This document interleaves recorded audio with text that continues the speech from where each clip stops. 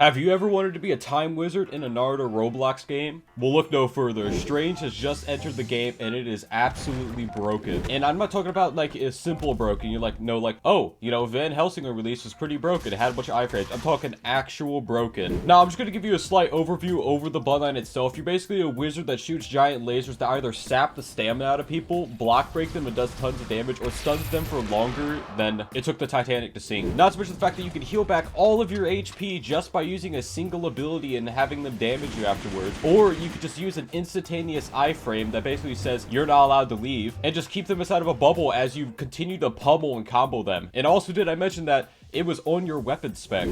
You guys probably don't know this, but this Bloodline is going to be receiving a second mode in the next update, so probably a week or two later, and it's probably going to be even more broken than this mode. It's probably going to be this and this mode combined with, you know, an even more broken concept. So, you know, that's very exciting if you like broken things in the game. But enough about the overview. Let's get right into the Bloodline review. If you guys enjoyed this video, hit that like and subscribe, and let's get right to the video, guys. All right, so starting off with the first ability, there's not really much to say about it. It's an extremely long stun that you can use to set up combos. You can also use it to actually extend combos as well, because it doesn't really have that many hand signs, and obviously there is no, you know, delay. You can instantly click on someone after the hand signs, so it's really good for combo extending as well. Specifically off the third ability, you can actually third into first, because the knockback will stun them long enough that you can actually get the first off, and then boom, they're pretty much instantly dead. If they're under a 5-second stun, they have no way to get out. You better hope that they be instantly dead, or you're just wasting a ton of damage. You can also get 2 M1 combos off of the first ability. I just want to actually mention that. I'm pretty sure the cooldown on it is also extremely low. It's like 18 seconds, so that's extremely low for a single stun ability that stuns for so long. They actually didn't reduce the stun from the video like at all, so it still stuns for an extremely long time. And yeah, if you get hit by this, especially in team fights, you're pretty much just instantly donezo. Now, the second ability, I think the second ability is the most lackluster one of all of them, but it is by no means bad. The second ability is actually a stamina drain ability, which is one of the, you know, there's almost no stamina drain abilities in the entire game, and this ability drains stamina. So if you use taijutsu main, you're basically screwed. That's kind of all there is to it. I mean, if they hit you with the second ability, you're basically done, because the stamina, obviously, it's really hard to regen stamina if you're constantly using it, and especially if you block a lot, you don't regen stamina when you block. But yeah, the second ability is extremely good against taijutsu mains. It does a good amount of damage as well. It does like 60k if they're not blocking. If your mode, it does like 80k. So yeah,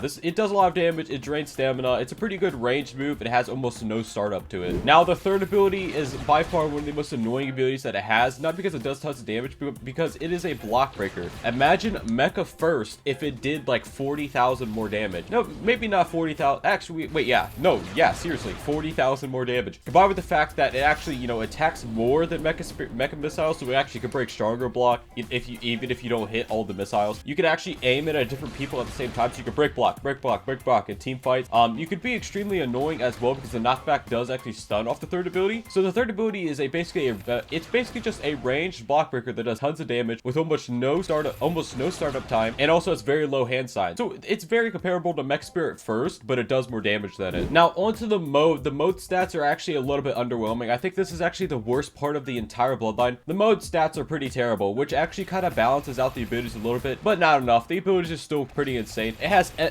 M1s that don't knock back, that do 10k damage in M1, 10,000, and then you could also combine them with something like Rab Sage or, you know, Frog Sage mode that doubles your M1s, and then it does like 80,000 damage in M1 combo. That's a lot of damage for a single M1 combo. I think I've got it upwards to do like 90,000, 100,000 damage, but that's if you use a mode that actually has more stat. But, you know, even though the M1s don't knock back and do tons of damage, the M1s are really in the meta right now, so it's whatever, but, you know, it's still a big issue, you know, especially with, you know, all these non-knockback M1s in the game that do like 5,000 damage a hit. This does twice that, combined with the fact that it's also ranged M1s. Now, the C spec is probably one of the most unique abilities in the entire game if they were to change it from being a time stop, but it is basically just a time stop, but after the time stop ends, you will get healed back for all damage that you take during the actual, when the green circle is around you. So the green circle will be around you for like, what, I think it's like 6-7 seconds, and when it actually fades away, you heal back all the HP you took during when that actually was happening. So it's really good in team fights. It's probably one of the best team fight abilities in the game right now, because it stuns a lot of people. It allows you to take no damage from people, combined with the fact that you can actually combo with it, because it's basically instant, because it's a C spec. You could just M1 combo, right mouse button, C spec, stun, run up, you know, start doing more combos. If they sub out or attacking you, doesn't matter, you heal it back to full. Also, this is pretty insane, but the Q spec is an iframe that is combo extendable, so it actually does, you know, hit stun them. So you can M1 combo Q spec and it does hit stun. Combined with the fact that it's an iframe, if they're actually, you know, it doesn't matter. It's an iframe. You still get attacked for some reason. It's like an auto dodge iframe, so it's not a true iframe ability because you can still get punched and not be able to cast anything. But this ability is so insane because not only that, but it doesn't allow people to leave. So you basically like, get over here, then they can't leave. And you know, it also does like what, like 60,000 damage to someone. It's combo extendable. It's instant, literally instant. It's not like right mouse button C. It's literally just press weapon spec and it's instant. So not only is it an insanely good combo extender, it does tons of damage. It's one of the best iframes of the game right now because of that. But also it allows people to not even help their friends out. So you basically just pummel on their friend unless the other person has massive AoE, which is really rare to come by in the game now. And I think all of these moves together is what makes Strange so broken. It's not because one or two abilities. All these abilities together in a single bloodline makes this bloodline absolutely insane. Now, this does not mean that I think it should be outright just absolutely demolished, nerfed, because it is a limited, it is super rare to get, and people are probably going to be grinding very hard trying to get this bloodline. It also takes level 1000 to actually max it, which is pretty insane. Not as to say this Alfreon Machism, which took 1.5k.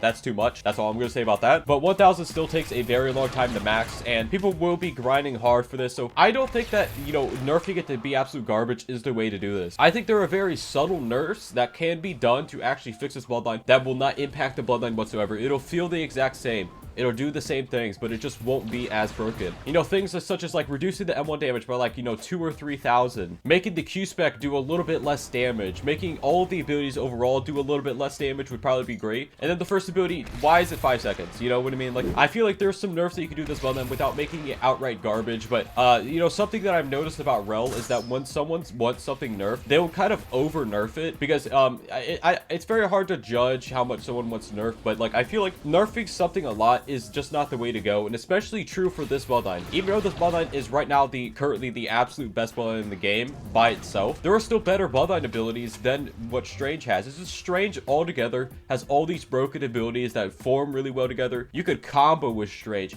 You could do a ton of things just with Strange. Strange could be your only bloodline in the game, and you would still do extremely well because of how good the bloodline actually is. But yeah, I'm actually going to show you guys a combo you could do with Strange. It's just going to be a really quick combo. I'm not really going to, you know, put that much emphasis into it. I'm just going to show you it 1 or 2 times, show you guys how to do it, and yeah, hope you guys enjoyed this combo. By the way, guys, what was your opinion on the update? For you to tell me in the comments below, we'll actually be checking them out. All right, so the actual Strange combo we're going to be showing you guys is going to be a Satori Rengoku Strange combo. All you're going to need is Yang, Borimaki Balls, and Strange and Satori Ren. Now, the abilities you're going to be using Satori Ren first, Strange third, and the mode of Strange. The mode of Strange is literally just for extra damage. It's good if they start perfect blocking, but other than that, you don't really actually need it. So what you want to do is actually hit him with Satori Ren first, but don't actually activate the ability. What you want to do is do Strange third into Strange first, and then do Satori Ren first, into Borimaki Balls, into Yang first.